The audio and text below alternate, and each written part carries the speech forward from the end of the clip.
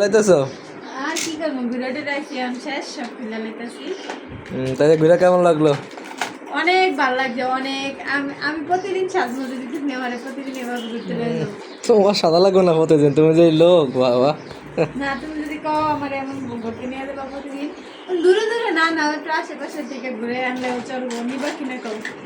নেওয়ারে যদি তুমি সাজো রেডি মেডি থাকো তাহলে ঘুরতে লেগে যাবো, বুঝো না? এরকম মানে গোর্জিয়াস না দেয়, এমনি হালকা সিম্পল ভাবে দেখবো যে বর্তমানে হবে যেমন আছি।